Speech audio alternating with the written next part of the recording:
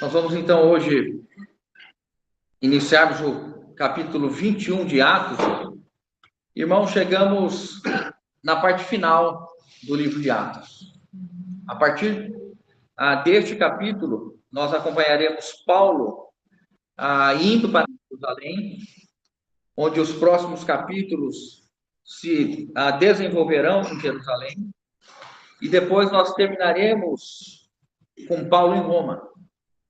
Então, esses próximos capítulos, até o capítulo 28, a ênfase ou o foco maior do Espírito Santo está girando em torno de Paulo, não que ele seja o único personagem desses capítulos, mas nós seguiremos a história de Paulo indo para Jerusalém e terminando a sua carreira em Roma, né?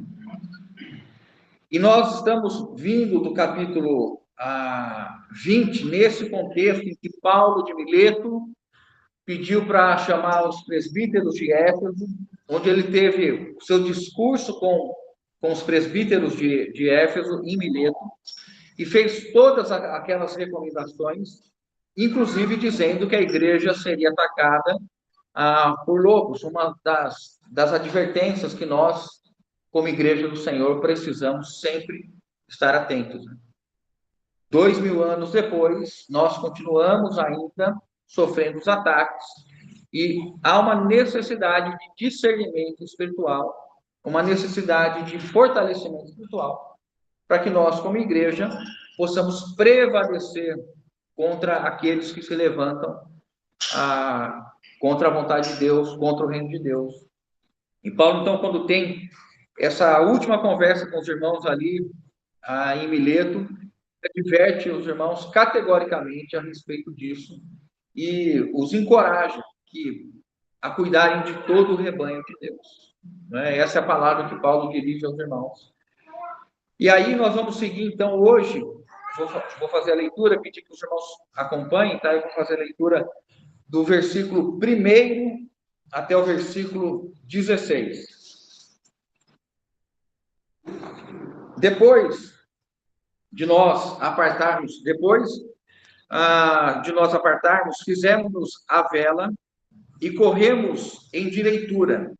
Chegamos a Cós no dia seguinte, a Rhodes e dali a Pátara. Achando um navio que ia para a Fenícia, embarcamos nele, seguindo viagem. Quando Chipre já estava à vista, deixando à esquerda, navegamos para a Síria e chegamos a Tiro, pois o navio devia ser descarregado ali. Encontrando os discípulos, permanecemos lá durante 7 dias. E eles, movidos pelo Espírito, recomendavam a Paulo que não fosse a Jerusalém. Passado aqueles dias, tendo retirado, prosseguimos viagem, acompanhados por todos, com suas mulheres e filhos, até fora da cidade. Ajoelhados na praia, oramos. E despedindo-nos uns dos outros, então embarcamos. E eles voltaram para suas próprias casas. Quanto a nós, concluindo a viagem de Tiro, chegamos a Ptolemaida, onde saudamos os irmãos, passando um dia com eles. No dia seguinte, partimos para Cesareia. E entrando na casa de Filipe, o evangelista, que era um dos 7, ficamos com ele. Tinha este 4 filhas donzelas que profetizavam. Demoramos-nos ali alguns dias.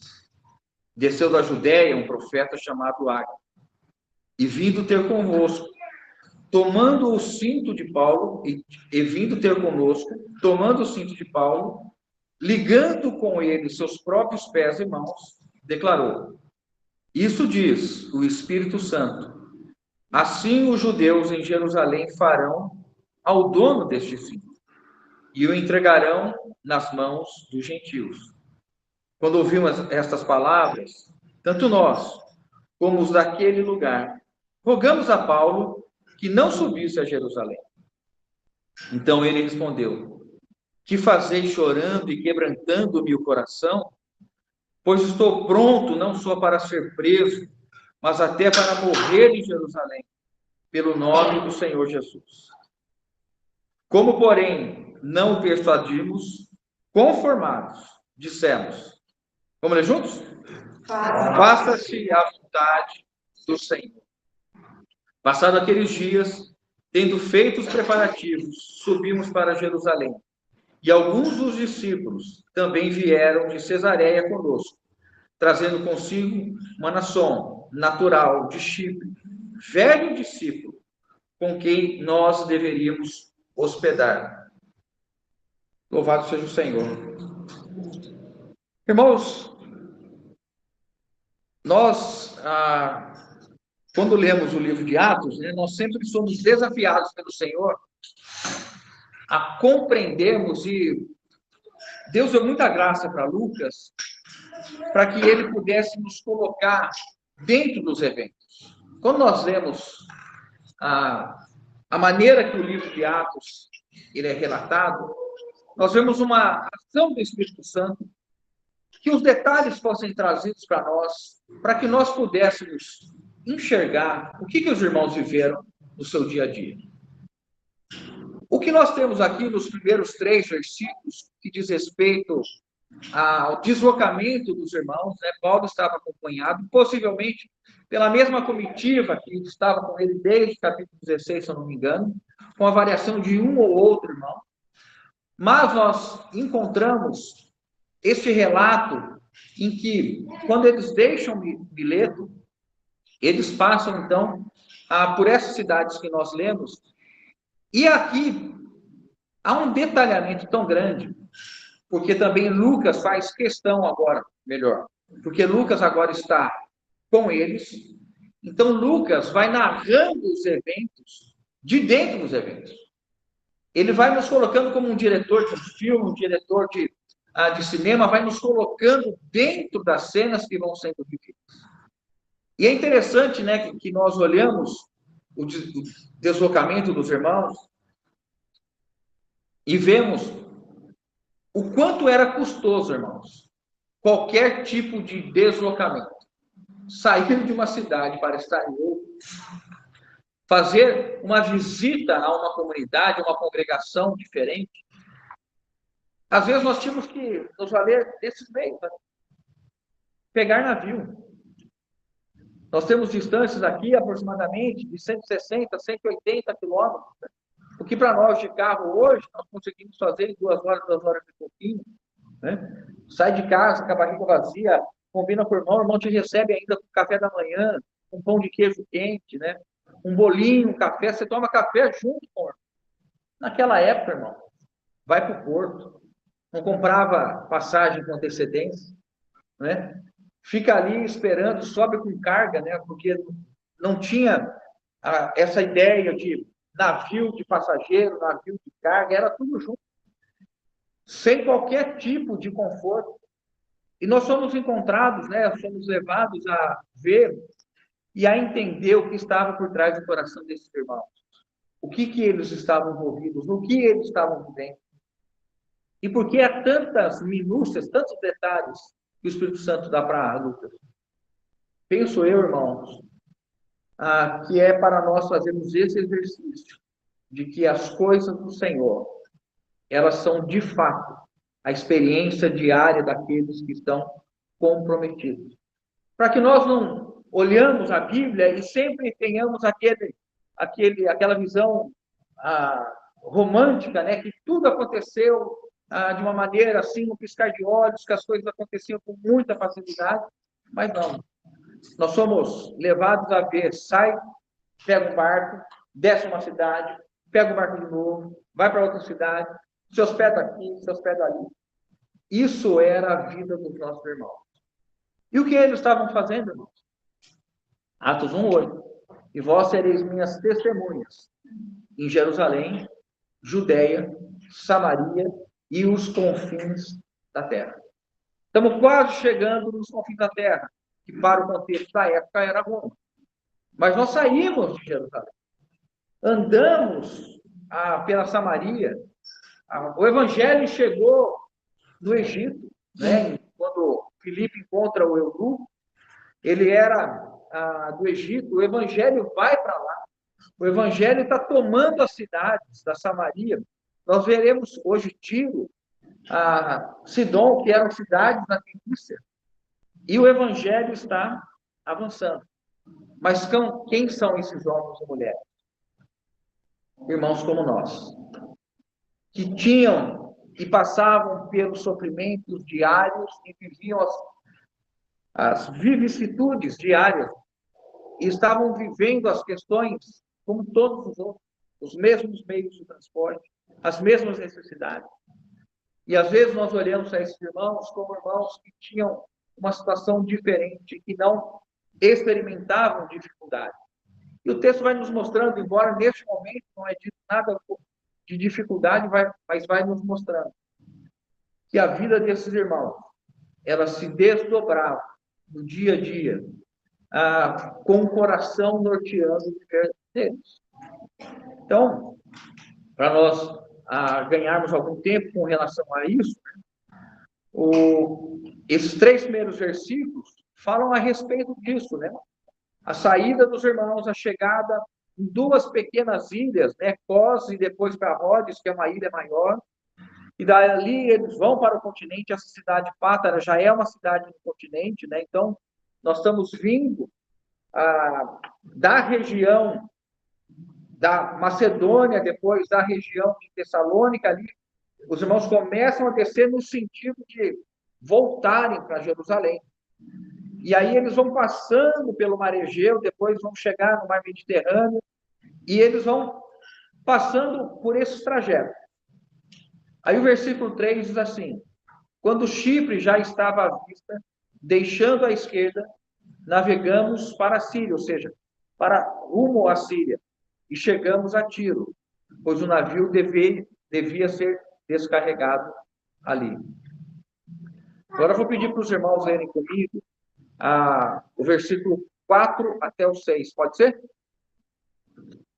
Encontramos os discípulos que permaneceram durante 7 dias, e eles ouviram os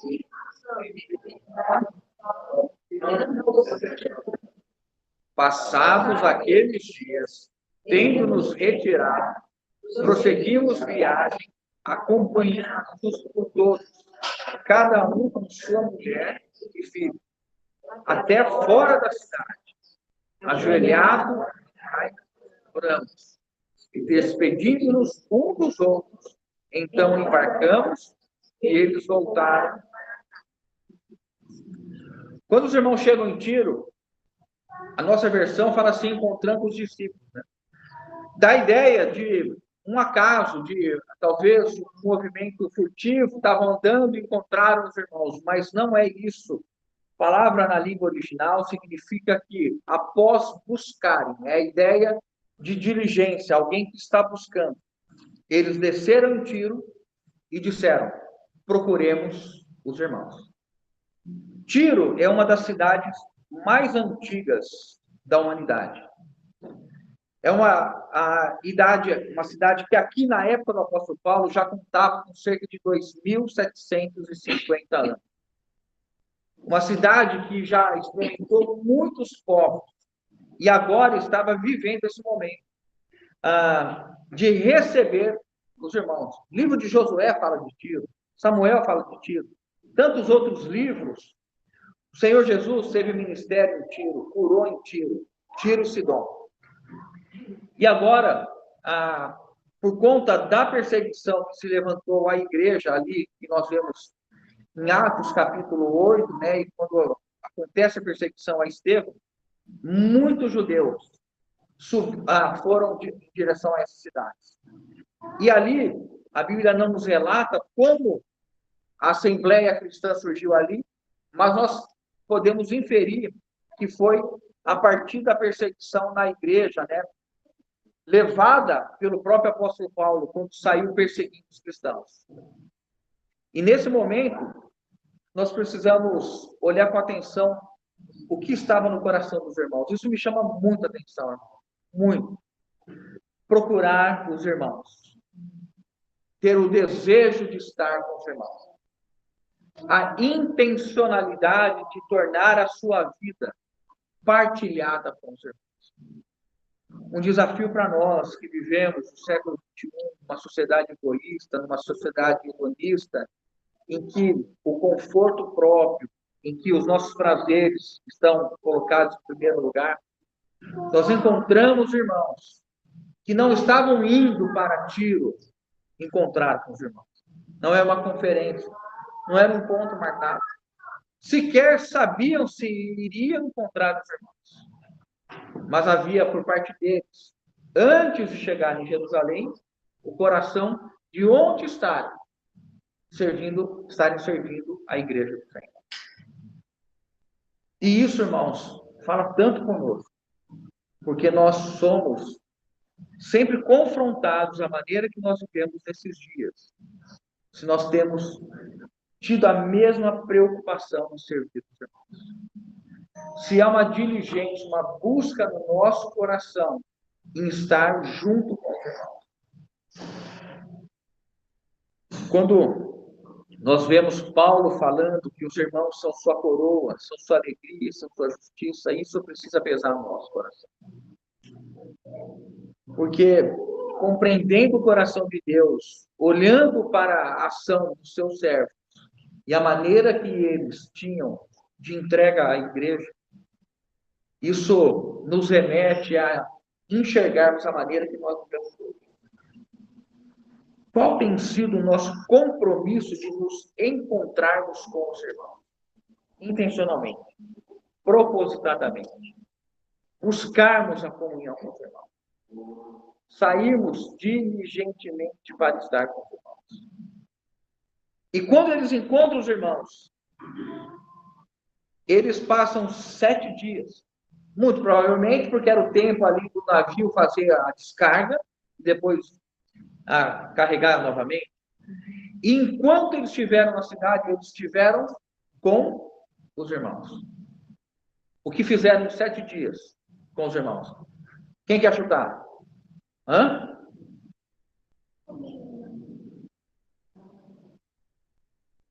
Viveram a vida comum que os cristãos devem viver quando estão reunidos.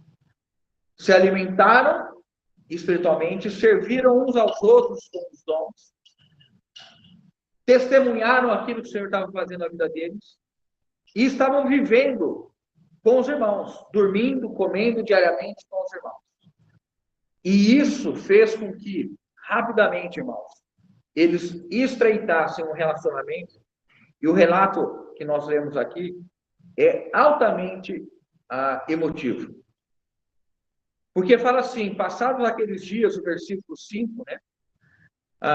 Deixa eu só, antes de entrar no versículo 5, a parte em que fala que, movidos pelo Espírito, recomendavam que Paulo não fosse para Jerusalém, eu vou abordar isso no final, na parte final, quando nós já estivermos olhando a resposta de Paulo, tá bom? Então, essa questão, tanto com Ágapo e com os irmãos aqui, nós vamos abordar no final. Então, o versículo diz, passado aqueles dias, tendo-nos retirado, prosseguimos viagem, acompanhados por todos, cada um com sua mulher e filhos, até fora da cidade. Ajoelhados na praia, oramos. Irmãos, em 7 dias, quando os irmãos vão se despedir da congregação que estava ali, da assembleia que estava ali, os irmãos estavam ligados no coração. Houve uma união que acontece quando nós encontramos os irmãos. Os irmãos testemunharam que no final de semana que recebemos os irmãos de fora e alguns irmãos acolheram. O irmão os abraçou, tendo passado uma noite com os irmãos. E não queria separar do abraço. Como se tivesse conhecido ou um conhecimento de muito tempo. E aqui nós vemos este relato e me desperta muito a atenção entender, porque de todos os eventos que o Espírito Santo poderia escolher para estar no livro sagrado, que acompanharia a humanidade, por que um relato desse é colocado no livro? Porque Lucas, guiado pelo Espírito Santo, coloca que quando os irmãos estão deixando a comunidade, estão deixando a assembleia, os irmãos acompanham aqueles que estão indo embora, junto com as mulheres e os filhos. Por que Lucas traz essa informação para nós? Qual que é a relevância disso? Do que nós estamos falando, irmãos? Nós estamos falando de discípulos. Nós estamos falando da igreja do Senhor. E há uma menção clara que a igreja do Senhor é formada por famílias. A igreja do Senhor é formada por casais, por filhos, e todos viviam a vida comunitária, a vida congregacional. E eles estavam vivendo esses 7 dias intensos, junto com os irmãos, nos ambientes familiares. Possivelmente não dormiram todos na mesma casa. Os irmãos ali, Paulo e a comitiva, devem ter sido distribuídos na casa dos irmãos. E deveriam estar se reunindo e congregando diariamente com ajuntamento. E isso fez com que os irmãos criassem um vínculo espiritual. Um vínculo de compreensão de que eles faziam parte do mesmo corpo. E que estavam agora reunidos pelo Senhor para produzir crescimento e edificação dos outros. Mas o Espírito Santo quer dizer que a igreja é formada por casais, por filhos, e que nós, os pais, os avós, devem orar, devem buscar, introduzir e viver o maior tempo possível no ambiente familiar, dentro do contexto espiritual, dentro do contexto da eclesia, dentro do contexto da congregação. Irmãos, isso é muito saudável, que nós tenhamos dedicação com os filhos, com os netos, e estarmos procurando, como algumas famílias aqui fazem, envolver todos os filhos em tudo aquilo que é espiritual. Há um custo para isso? Mas há uma recompensa infinitamente maior. Não é isso? Introduzir uma criança nos caminhos do Senhor, ensiná-la e educá-la na demonstração do Senhor. Isso é aquilo que a palavra de Deus coloca para nós.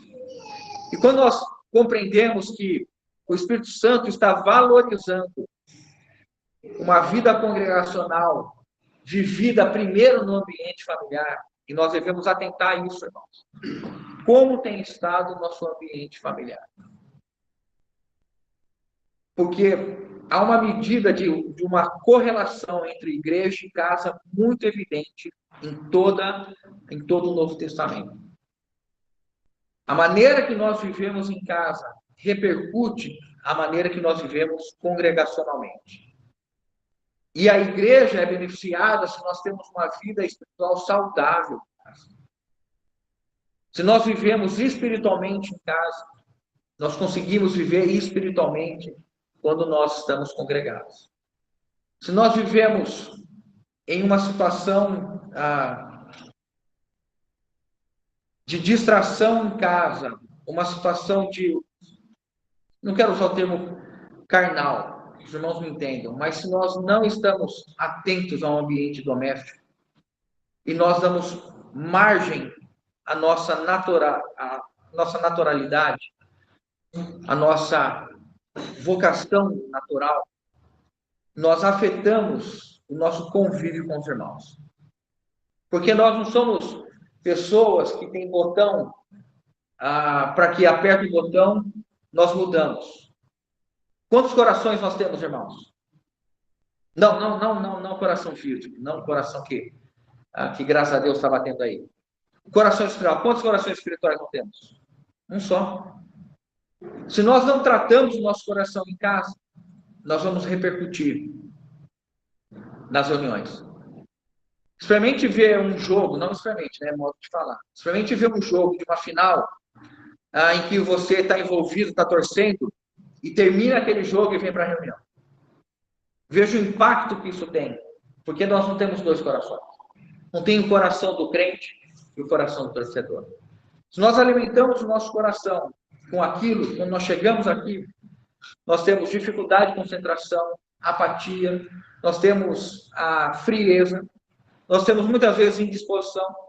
Às vezes nós não cuidamos, irmãos, que no final do dia nós vamos estar reunidos e nos entregamos, claro, quando nós temos o controle do tempo, e nos entregamos a fazer que nós estaremos cansados e comprometidos na reunião.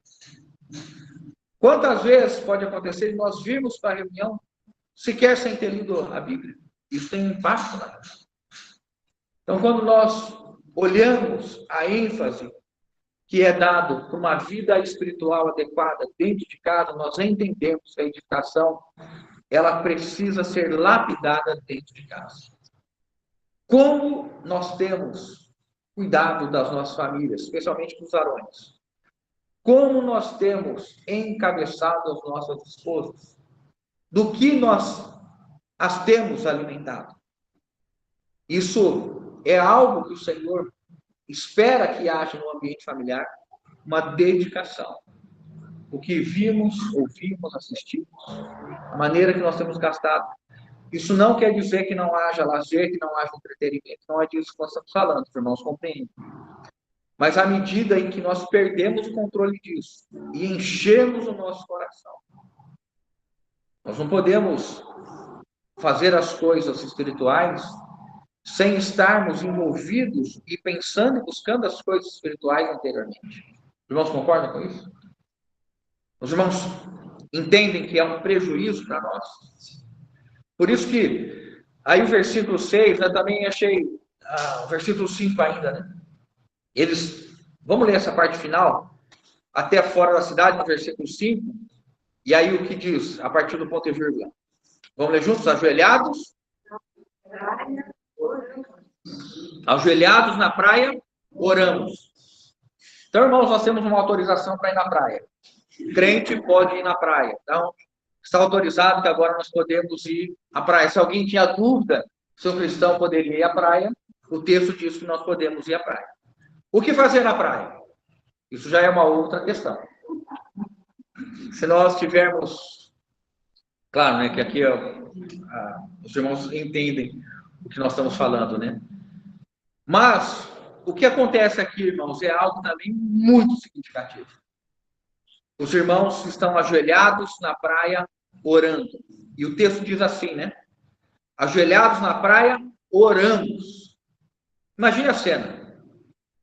Você está passando na praia, está fazendo sua caminhada, seu Cooper ali, e você vê um grupo de irmãos, ou um grupo de pessoas, homens, mulheres e crianças, ajoelhados, orando uns pelos outros. Certamente os irmãos estavam partindo, estavam orando para que o Senhor abençoasse a congregação, a assembleia de Tiro. E os irmãos de Tiro estavam orando para os irmãos que estavam partindo. É fácil de deduzir isso, né? Não é a oração que nós faremos ali, irmãos? E os irmãos, então, entendendo a questão espiritual, o quanto a oração é importante na nossa vida, irmãos.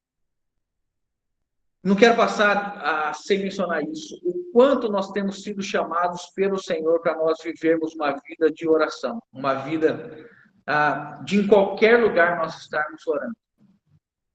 Você tem vergonha de orar? Teria vergonha de ajoelhar e orar na praia? Não precisa responder, pensa nisso. Aleluia. Disse que não precisava responder voluntariamente, a irmã respondeu que ela não teria. Então, quando nós formos à praia, estaremos acompanhando a irmã, porque se nós tivermos que ajoelhar e orar na praia, nós devemos fazer assim. Mas o que a palavra de Deus está nos ensinando, irmãos? Que nós que somos guiados pelo Espírito Santo, que nós somos espirituais, a oração é algo constante na nossa vida. Orai sem cessar. Não há um lugar, não há um limite, não há uma condição, não é? Oramos em todos os ambientes, por todas as circunstâncias. Por quê? Porque nós somos espirituais. E a oração precisa ser algo tão visível, tão prático na nossa vida, que nós a realizamos em todos os lugares, independente das pessoas que estão ao nosso redor.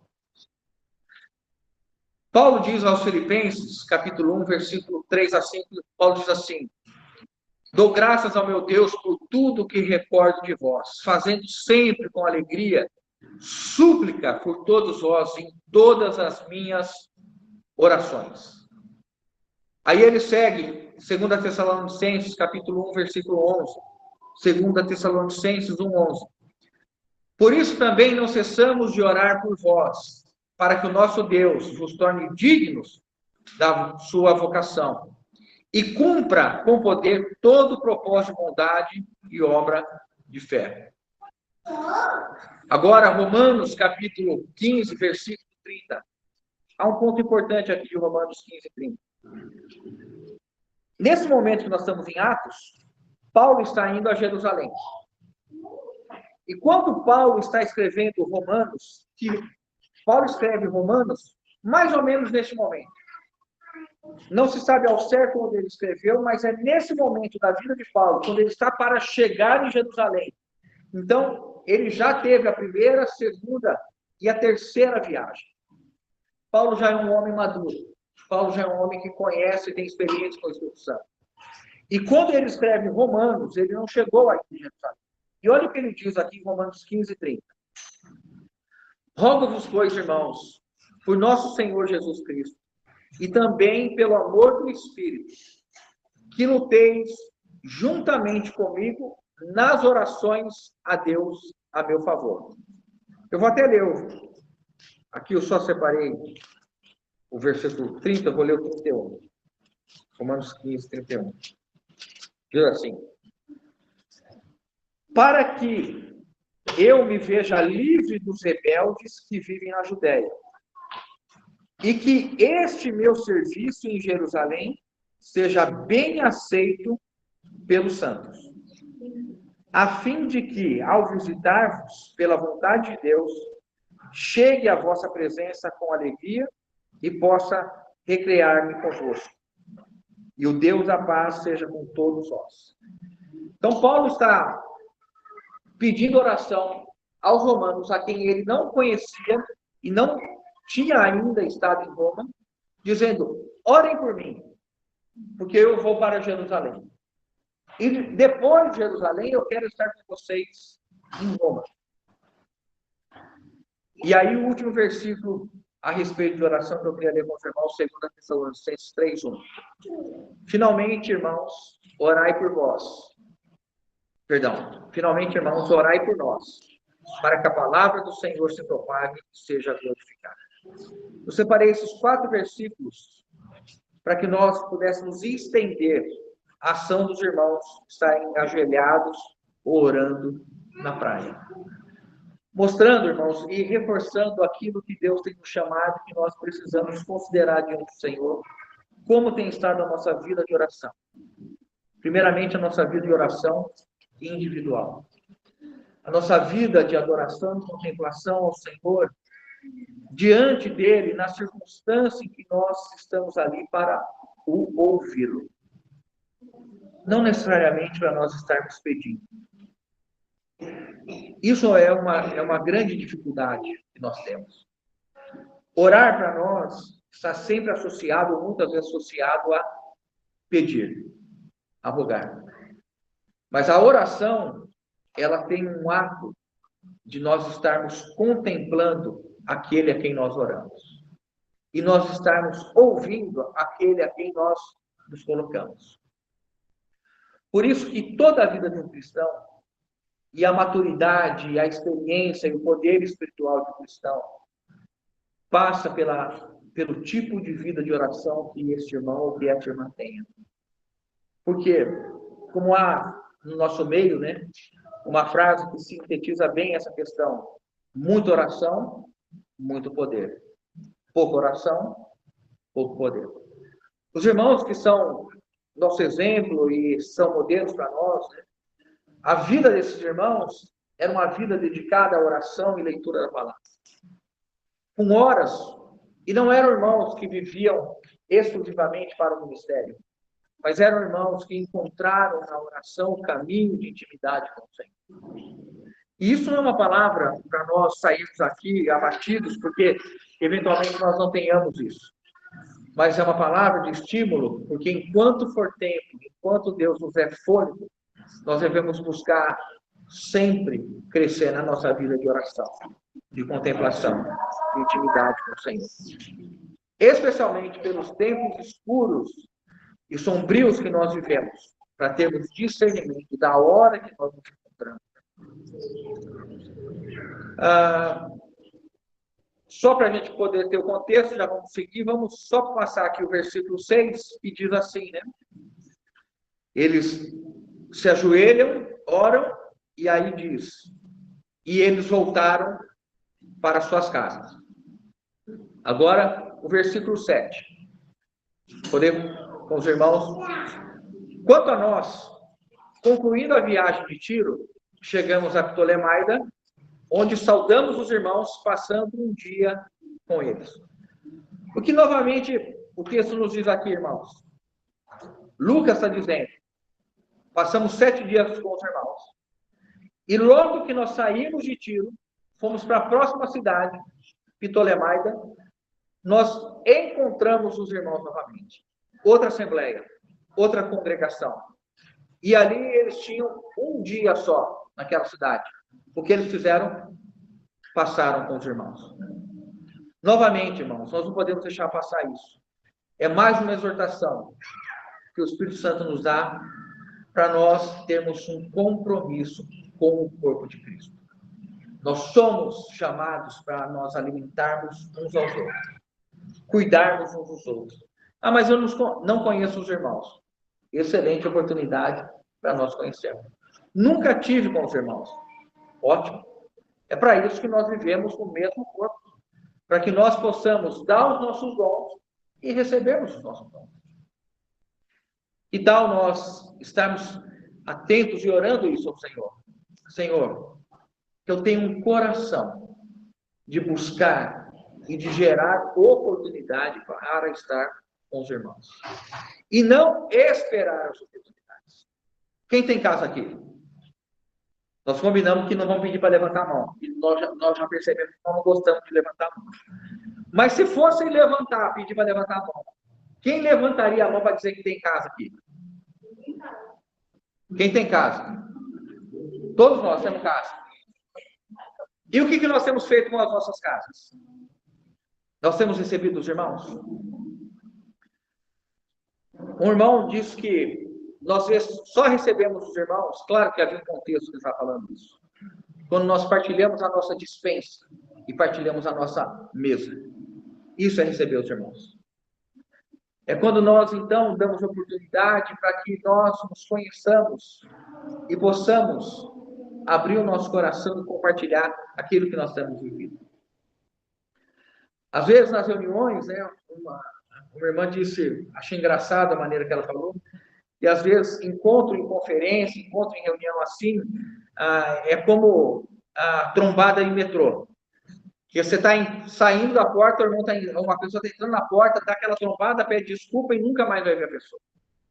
E essa irmã dizia que nós não devemos ter com os irmãos encontro de metrô, trombada de metrô, mas que nós devemos receber os irmãos em casa. E isso, irmãos, é tão importante, porque deixar de ser não é deixar. Assumir mais um aspecto, além de congregação, é de ser comunidade. E na comunidade, nós temos tudo em comum. E eles tinham tudo em comum. Os bens, as suas casas, as suas refeições, tudo era partilhado. Deus tem nos dado oportunidade, irmãos, de termos casas para recebermos os irmãos. Provoquemos situações para chamar os irmãos. Às vezes, nós nos colocamos em situação que nós esperamos algo acontecer. Se você tem um telefone em uma casa, você pode provocar muitas pessoas para estarem na sua casa. E ter um tempo espiritual, de oração, e ter um tempo do nosso convívio, para curarmos, sararmos, abraçarmos, beijarmos uns aos outros. E isso produz um relacionamento espiritual de edificação. Os irmãos concordam com isso? Então, quando nós olhamos isso aqui, esse detalhe que o Espírito Santo vai dando, cada cidade, encontrar os irmãos, cada cidade, buscar. Vai passar um período longo, está com os irmãos. O período de um dia, está com os irmãos. Né? conversando com o nosso irmão aqui, que esteve viajando um longo período, né? Ouvindo pouca coisa que eu ouvi, mas entre muitos aspectos da viagem do irmão, houve contato com os irmãos. Houve tempo de abençoar, de suprir, de nutrir e de ser recebido e receber graça dos irmãos. Isso é o que nós devemos fazer, né? Versículo 8 diz assim: no dia seguinte partimos e fomos para Cesareia. E entrando na casa de Filipe, o evangelista, que era um dos 7, ficamos com ele. Tinha este 4 filhas donzelas que profetizavam. Se alguém quiser encostar a porta, acho que ajuda por causa do som ali. Eu acho que ela está entreaberta, não está não?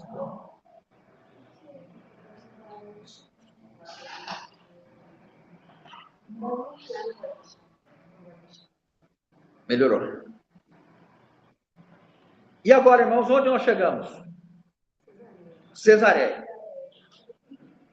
Cesareia é a cidade portuária, muito próxima a Jerusalém, construída com o propósito de ser um centro comercial, um centro administrativo do Império Romano, uma cidade muito valorizada na época, com uma relevância muito grande na época, e nós encontramos, então, os irmãos quase chegando em Jerusalém. E eles param e são hospedados na casa de Filipe.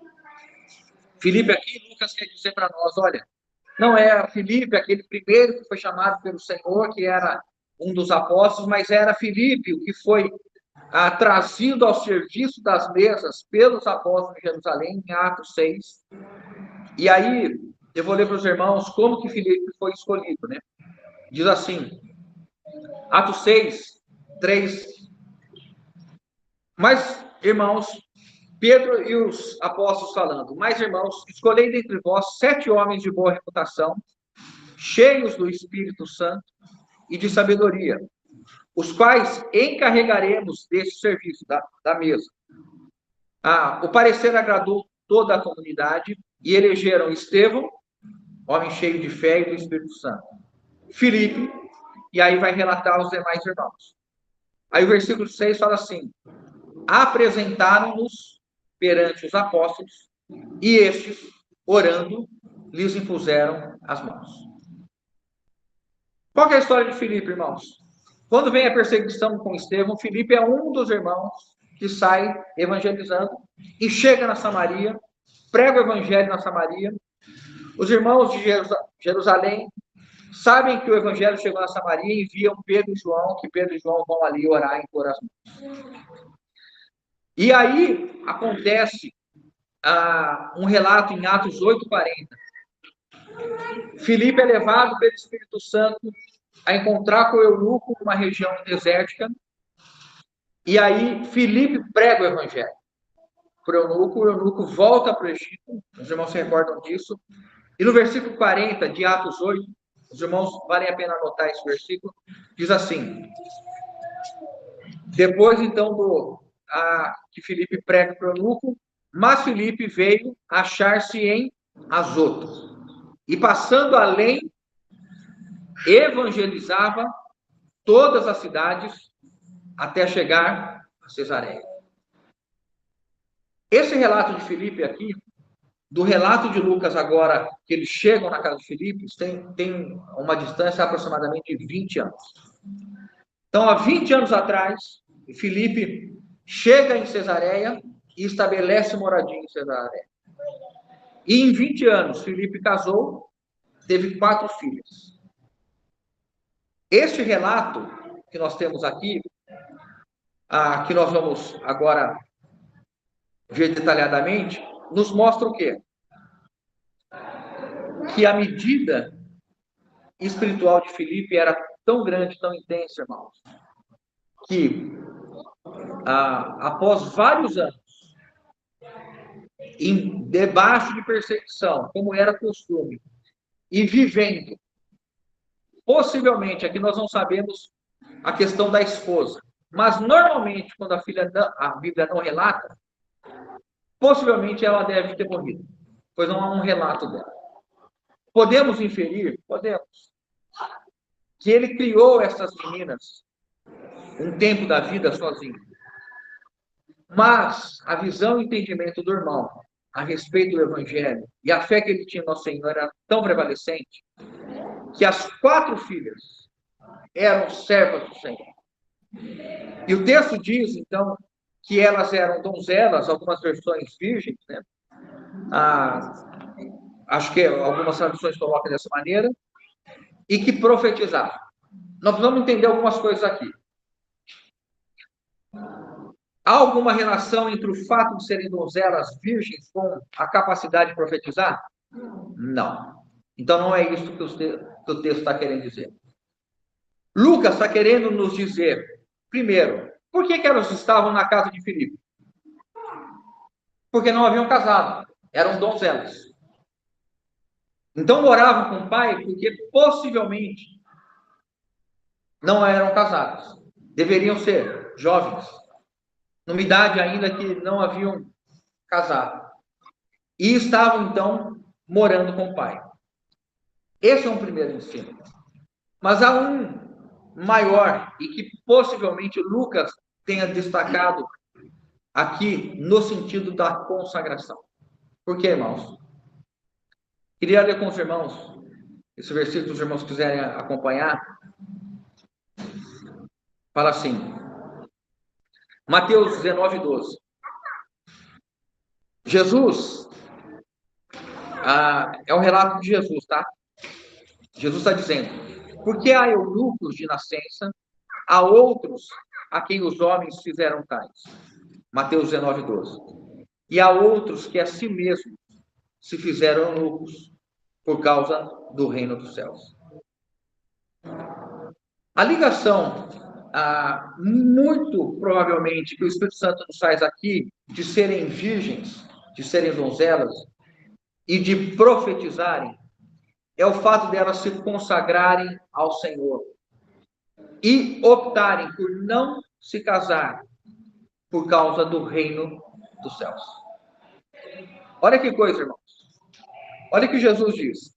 Há eunucos de nascença, ou seja, há pessoas que nascem com uma incapacidade física de reprodução e, portanto, não se casaram. Aí, o Senhor continua assim, há outros que os homens fizeram tais. Então, faziam cirurgia, numa linguagem mais chula, a castração, né? Ou emasculação, que tiravam a capacidade de reprodução. Inclusive, isso era uma prática comum para que alguns homens pudessem cuidar do harém de reis, de homens que tinham várias mulheres, tirando a capacidade reprodutiva. Mas aí Jesus diz assim, e há outros que a si mesmos se fizeram eunucos. Em que sentido Jesus está falando? Que abdicaram do casamento, que abdicaram de uma vida com alguém, por causa do reino dos céus. Nós vamos encontrar uma visão muito igual a de Jesus, quando Paulo diz, em 1 Coríntios 7, 32 a 35. Eu vou ler para os irmãos, se os irmãos quiserem acompanhar. Diz assim, 1 Coríntios 7, 32 a 35. O que eu realmente quero é que sejais livres de preocupações. Quem não é casado, cuida das coisas do Senhor, de como agradar ao Senhor. Mas o que se casou, cuida das coisas do mundo. Calma. Ele vai explicar. De como agradar a esposa. As irmãs se alegram agora? Os irmãos estão contentes? Mas o que se casou, cuida das coisas do mundo, de como agradar a esposa. Assim está dividido. Também a mulher, tanto a viúva como a virgem, cuida das coisas do Senhor, para ser santa. Assim, no corpo como no espírito. A que se casou, porém, se preocupa com as coisas do mundo, de como agradar ao marido. Os irmãos estão contentes agora? Irmãs, lembrem de agradar os seus maridos. Maridos, lembrem de agradar as suas esposas. Mas isso nos traz um peso maior, irmãos. para os irmãos e para as irmãs. Porque nós não podemos abrir mão do Senhor e nem negligenciar o nosso cônjuge. E esse é um grande dilema que todo cristão comprometido vive. Porque precisa ter uma medida de equilíbrio para não se afastar do Senhor e para não se ausentar de casa da criação dos filhos e do cuidado da esposa. É difícil? É difícil. Mas o Senhor dá graça, dá. E ao longo da história da igreja, as famílias têm estado na igreja, servindo ao Senhor, pela graça do Espírito Santo. Então, os irmãos aqui, olhem para suas esposas e lembrem, eu preciso agradar essa bênção que o Senhor me deu. Quem achou esposa, achou a bênção do Senhor. Não é Provérbios que diz isso? E as irmãs, olhem para os seus maridos e digam, eu preciso agradar este meu abençoado. Mas, irmãos, nós não podemos, em hipótese nenhuma, negligenciar o serviço ao Senhor. Paulo diz, está dividido. Então, há uma responsabilidade de servir ao Senhor, servir à igreja, servir aos irmãos, e não negligenciarmos em casa. Mas Paulo também falou, e encorajou, quem não está casado tem a oportunidade de se consagrar ao serviço ao Senhor. É o que ele diz no versículo 35. Digo isto em favor dos vossos próprios interesses. Não que eu pretenda enredar-vos, mas somente para o que é decoroso, e vos facilite o consagrar-vos desimpedidamente ao Senhor. Então, nosso amado irmão Paulo está dizendo o seguinte, irmão, você que está casado, você tem uma responsabilidade de servir ao Senhor e cuidar de atender a sua casa. A irmã está dividida em cuidar do Senhor e cuidar da sua casa. A irmã que não está casada, que é viúva, que tem a oportunidade do quê? De se consagrar em absoluto ao Senhor. E nós esperamos isso, né? Porque chegar numa casa não cuidada, ninguém quer um ambiente desse. Mas nós temos uma oportunidade, pelo texto bíblico, de entender as nossas responsabilidades. E nós precisamos, irmãos, rogar ao Senhor que nos dê graça, para que nós sejamos absolutos para o Senhor e plenamente dedicados ao serviço de nossa casa. A ponto de nós, no final da nossa carreira, termos, né, a bênção, a oportunidade, a coroa de estarmos com os que o Senhor nos deu para convivermos nos laços biológicos, né, nessa vida, nesse tempo de nós estarmos juntos. Então, irmãos, por que nós olhamos o Espírito Santo fazer essa menção das 4 filhas profetisas de Filipe? Muito provavelmente porque há um estímulo de Lucas aqui para a consagração ao Senhor. O destaque é que essas irmãs estavam inteiramente dedicadas ao Senhor, servindo ao Senhor. Agora, a questão das irmãs profetizarem. Então, o texto nos diz e nos mostra que no Novo Testamento isso é bíblico. As irmãs profetizam. Isso nos remete ao texto de Atos, capítulo 2, quando Pedro levanta em Jerusalém e cita a profecia de Joel. Os irmãos se recordam? Mas o que está acontecendo é o que foi dito por intermédio do profeta Joel. E aí Pedro repete, né, o que é dito em Joel. E acontecerá que nos últimos dias, diz o Senhor, que derramarei do meu espírito sobre toda a carne. Vossos filhos e vossas filhas profetizarão. E vossos jovens terão visões e sonharão. E vossos jovens terão visões e sonharão vossos velhos. Então, nós temos um ensino a partir de uma constatação no Novo Testamento. Irmãs que profetizavam. Vamos procurar entender um pouco a respeito disso, né? Nós temos nesses finais de semana, aos domingos, falar das reuniões. Teremos amanhã essa oportunidade de falar das reuniões, no próximo domingo, né? Mas aqui, então nós estamos vendo que as irmãs profetizavam. Nós temos 4 irmãs profetisas. 1 Coríntios 4, 1, 3. Vamos ler esse versículo juntos? Peço aos irmãos aí que puderem acompanhar.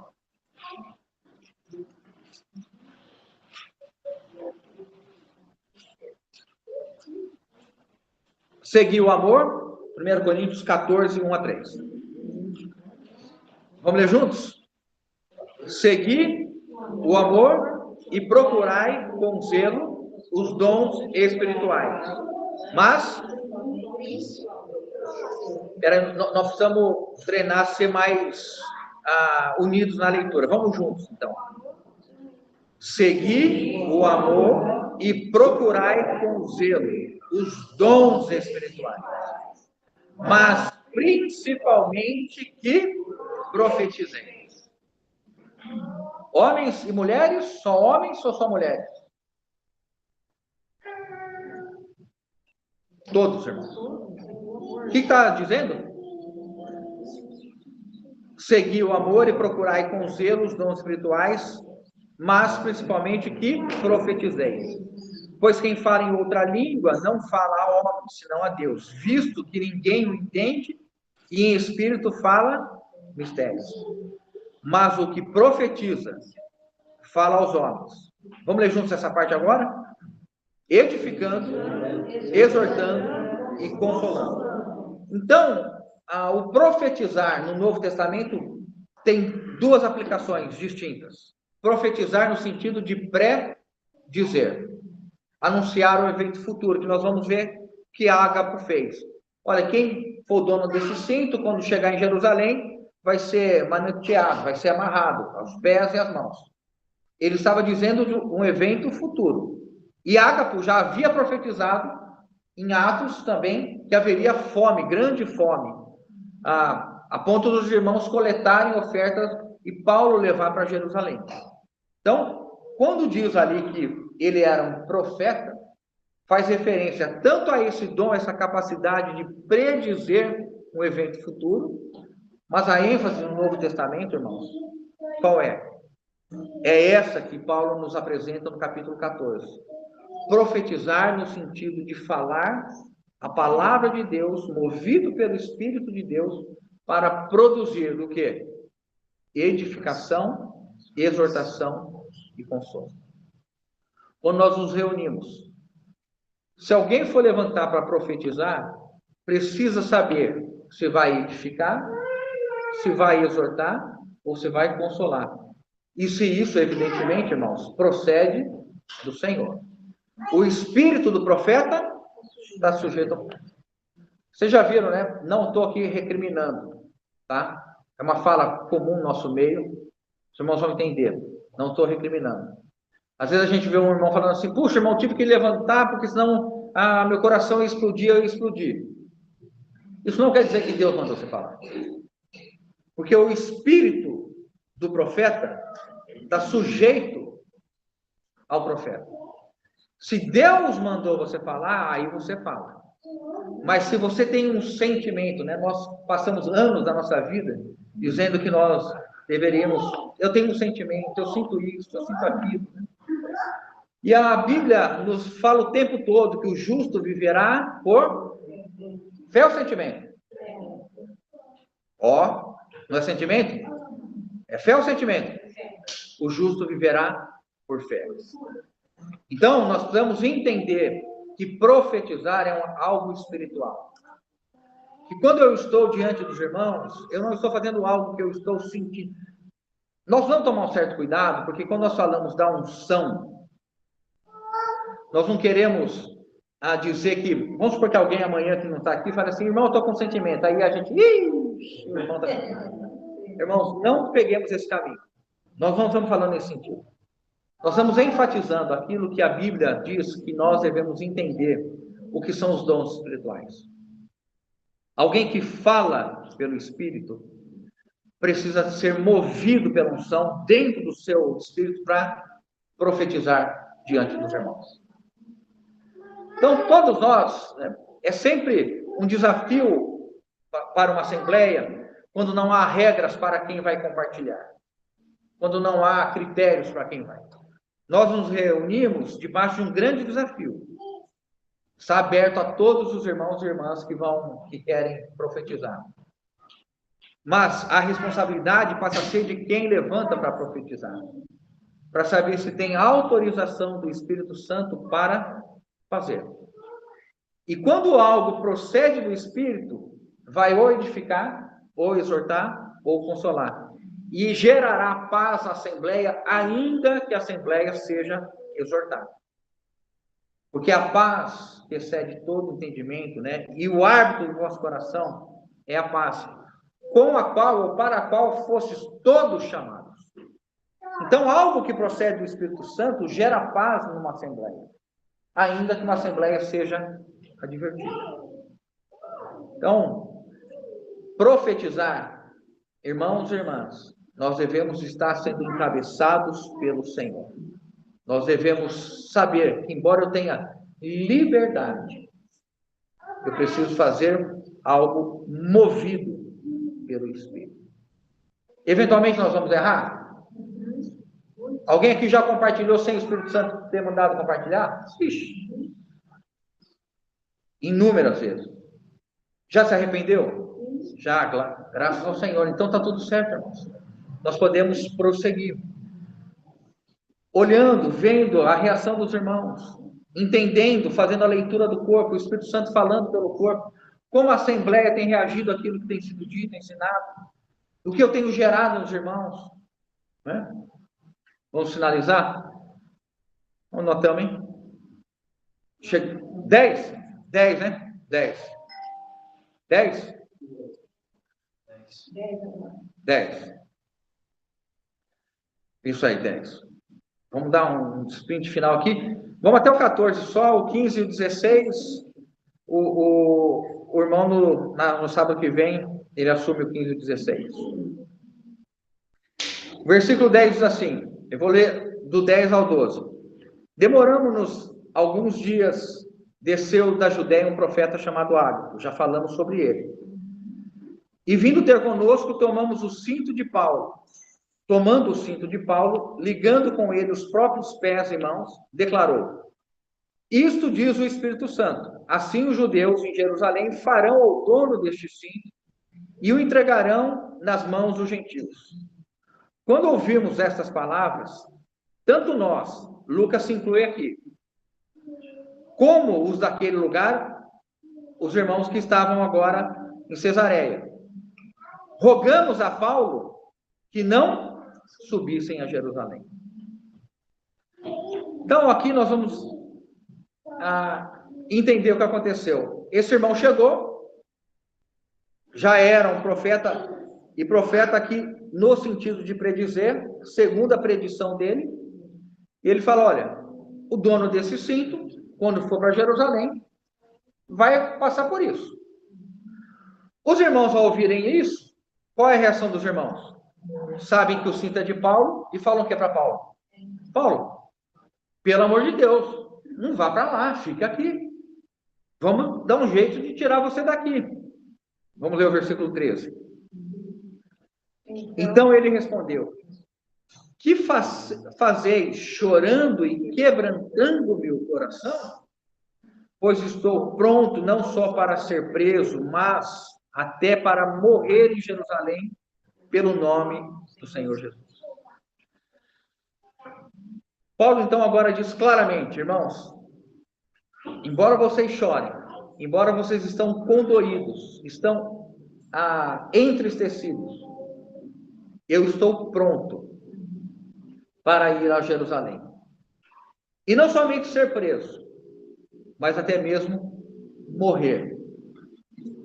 E aí ele fala, pelo nome do Senhor Jesus. Este é o relato de um homem que sabe a sua vocação e que conhece o seu ministério. E desde quando ele foi chamado pelo Senhor, ele sabe que ele deveria sofrer. Os irmãos se recordam no chamado de Paulo, quando ele é chamado pelo Senhor em Atos, eu separei aqui, Atos capítulo 9, né? E ele fala assim, eu vou ler para os irmãos. Mas o Senhor lhe disse, vai. Então Jesus falando para Ananias a respeito de Paulo que tinha se convertido. Vai, porque este é para mim um instrumento escolhido para levar o meu nome perante os gentios e reis, bem como perante os filhos de Israel. Pois eu lhe mostrarei quanto lhe importa sofrer pelo meu nome. Então, o caminho inicial de Paulo já foi debaixo dessa... no caso foi Jesus, né? Dessa afirmação de Jesus. Esse é um vaso eu escolhi, e ele vai estar perante os gentios, os judeus, vai estar perante reis, e ele vai descobrir que ele vai ter que sofrer pelo meu nome. Irmãos, nesse momento, Paulo já tinha sofrido? Já tinha? Ele já tinha encerrado a terceira viagem. Terceira viagem. Já tinha sido dado como morto, levou pedrada, apanhou, foi perseguido. O irmão já tinha experiência de tudo. Já está bom de sofrer, não está, irmãos? Já deu, não deu? Mas era o plano de Deus para ele? Não era. Deus tinha mais sofrimento preparado para ele? Tinha. Então, quando o Espírito Santo diz a ele, como nós lemos lá, nos dois primeiros versículos, né? Não vou ler por causa do tempo, Atos 19, os irmãos podem marcar, Atos 19, 21, que Paulo fala assim, ó, resolveu Paulo no seu espírito ir para Jerusalém. Depois, em Atos 20, 16, né? Paulo diz que tem pressa porque ele quer estar em Jerusalém. E depois, finalmente, eu vou ler para os irmãos Atos 20, 22, 23, vou ler para os irmãos. Paulo falando, né? Que nós vimos ali quando ele fala aos presbíteros. E agora, constrangido em meu espírito, vou para Jerusalém, não sabendo o que ali me acontecerá. Senão que o Espírito Santo de cidade em cidade me assegura que me esperam cadeias e tribulações. O que nós temos aqui, então? Uma contradição do Espírito Santo? O Espírito Santo mandou Paulo ir para Jerusalém, depois falou para Paulo não ir. É isso que nós estamos aqui diante de nós, irmãos? O que os irmãos acham? Os irmãos pararam para pensar, ficaram meditando a semana toda nisso aí, e o que está acontecendo aqui?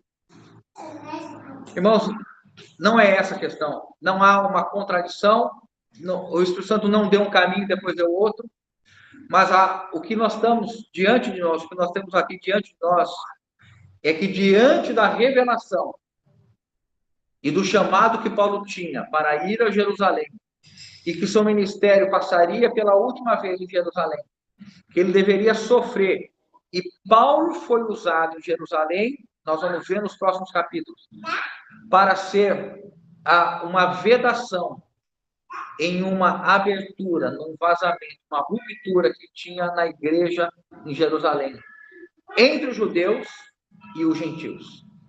Paulo foi chamado ali, e nós temos aquela questão do voto, e Deus o leva ali especificamente para dizer pela última vez que a igreja não é o lugar onde há separação entre judeus e gentios.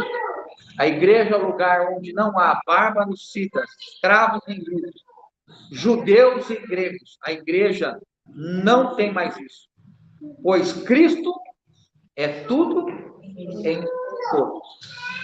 Então Deus tinha uma medida reservada de sofrimento. Mas, quando os homens ouvem isso, eles entendem que o Espírito Santo está dizendo, não vá. E o Espírito Santo está fazendo exatamente ao contrário. O Espírito Santo está antecipando uma situação que Paulo vai viver, para que ele se prepare e que ele tenha a dimensão de que quando ele estiver sofrendo, ele está cumprindo o plano de Deus. Os irmãos entendem de modo inadequado. Os irmãos entendem que eles estavam vendo e recebendo a visão do sofrimento de Paulo para impedir Paulo. Os irmãos se lembram de alguém que tentou impedir um homem de ir a Jerusalém para que não sofresse? E o que Jesus disse a Pedro? Arreda de mim, Satanás, porque não cogitas das coisas de Deus, mas sim das dos homens. Há um paralelo muito claro aqui. Novamente, há um clamor para que o sofrimento seja desviado, seja impedido. E há homens, novamente, comprometidos com o propósito de Deus, que entendem que a vida cristã é uma vida que contempla o sofrimento. Irmãos, o sofrimento é uma medida de Deus para todos os seus filhos, invariavelmente. Nós tememos falar isso, porque ninguém gosta disso. Mas é um ensino das Escrituras, que todos nós precisamos passar por sofrimentos. E quando nós entendemos que Paulo já havia sofrido demais, não era essa a medida que Deus tinha de sofrimento. Então, Paulo, agora, na maturidade e no seu amor e consagração ao Senhor, ele diz que a vida dele era para servir ao nome de Jesus. Os irmãos entenderam essa questão, que não há contradição? Quando os discípulos ouvem, tanto no primeiro momento, quando eles estão ali quando eles recebem Paulo, e o Espírito Santo, no versículo 4, fala, né, que eles foram informados pelo Espírito que Paulo haveria de sofrer. E quando Ágapo vem e traz esta predição, e Lucas, irmãos, Lucas coloca, e nós falamos para Paulo, não vá. Não vá.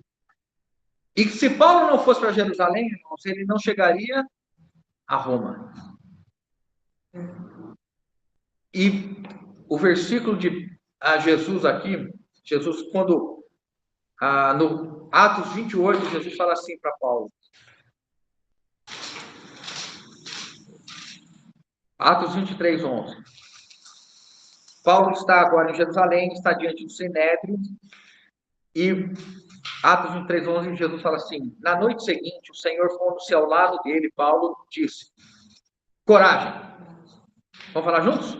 Coragem. Pois no modo porque deste testemunho a meu respeito em Jerusalém, assim importa que também faças em Roma. Então, o Espírito Santo sempre validou e chamou Paulo para Jerusalém. Os irmãos que não entenderam o chamado e a visão a respeito da ida a Jerusalém. Uma coisa, irmãos, é saber o que vai acontecer. Outra coisa é saber o que fazer com aquilo que Deus te mostrou. Os irmãos entendem? Paulo, ele teve a visão do que ia acontecer. E os irmãos tiveram a visão do que ia acontecer. Mas Paulo soube o que fazer com a visão. E os irmãos não souberam o que fazer com a visão. E aconselharam errado. E se não houvesse um homem muito claro, muito íntimo com o Senhor, possivelmente teria cedido. Em outras oportunidades, o Espírito Santo tirou Paulo de ser morto. Tirou. Paulo não desceu por um cesto. Era o momento dele ser preso ou martirizado? Não. Mas agora aqui, irmãos, quando Jesus nos diz que o caminho é estreito, parece que quando vai chegando mais no final, o caminho vai se estreitando mais. E Paulo vai experimentando a graça à medida que o sofrimento se intensifica. Quero concluir, então, os irmãos, no versículo 14. Fala assim, como, porém, não o persuadimos, conformados, dissemos, faça-se a vontade do Senhor. Então, foi a fala de Paulo que norteou os irmãos de novo. Quando os irmãos viram que Paulo não seria demovido da sua vontade, da sua intenção, que ele estava resoluto. Irmãos, como a igreja precisa de irmãos maduros, resolutos em seguir o Senhor e não abrir mão do testemunho do Senhor. Quantos irmãos começaram bem a carreira e ao final da vida deixaram ou se afastaram do caminho estreito para não receber a última medida que Deus tem na vida deles. E isso sirva de exemplo para todos nós. A única certeza que nós temos é que a graça nos assistirá até o último momento da nossa vida. Se a igreja passará pela grande tribulação ou não, e isso os irmãos estão há 2000 anos se questionando, nós não podemos afirmar. Mas o que nós temos de certeza, seja na tribulação ou não, estaremos com ele. E a graça nos assistirá. O que nós precisamos é ter uma fala dessa, como Paulo disse: pois estou pronto pelo nome do Senhor Jesus. Irmãos, a nossa vida consiste em nós sermos pelo nome do Senhor. Nós não somos pelo Brasil. Nós não vivemos pelo Brasil. Nós não morreremos pelo Brasil. Nós não daremos a nossa vida pelo Brasil. Nós vivemos e morremos pelo nome do nosso Senhor Jesus Cristo. Nós não vivemos por uma ideologia filosófica, política, religiosa. Nós não vivemos por uma corrente doutrinária. Nós não vivemos por essa ou por aquela assembleia. Nós vivemos pelo nome do nosso Senhor Jesus Cristo. E vou dizer, nós não vivemos por homem algum. Entendam isso. Nós não vivemos prioritariamente nem pela nossa esposa, nem pelos nossos filhos, nem pelos nossos maridos, nem pelos nossos pais. Nós vivemos pelo nome do nosso Senhor Jesus Cristo. Esse é o chamado que pesa sobre cada um de nós. E tudo que nós formos fazer em nossa vida tem esse norte. É o nome do nosso Senhor Jesus Cristo que está sendo glorificado. É o nome do nosso Senhor Jesus Cristo que está sendo engrandecido. É este o testemunho que nós temos. Quantos irmãos que começaram a carreira cristã bem e cederam à vaidade, ao poder? Quantos irmãos cederam e caíram em coisas grosseiras, porque foram exaltados no meio cristão?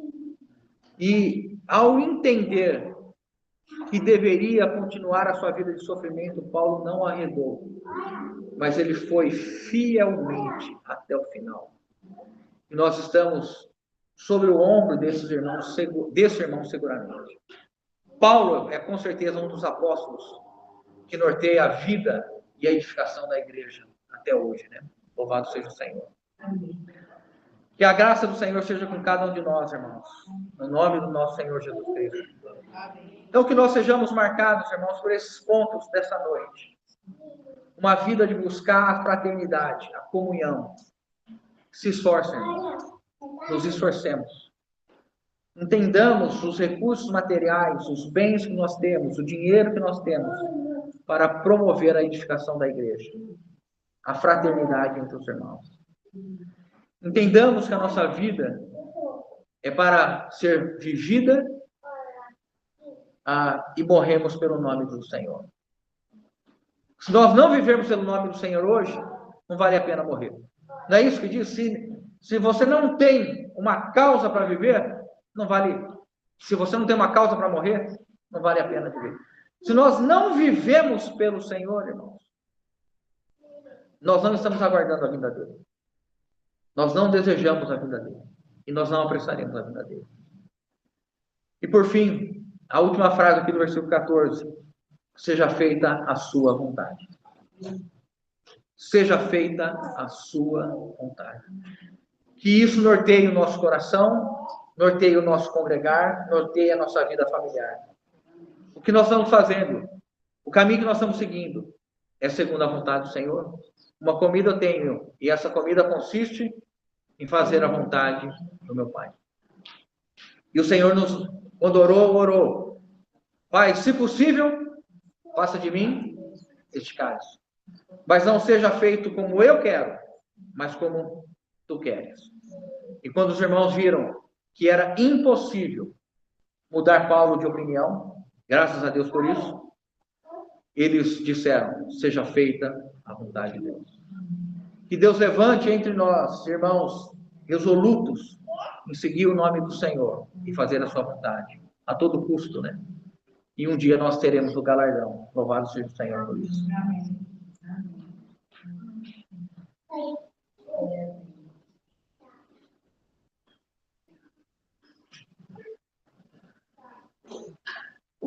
Amém.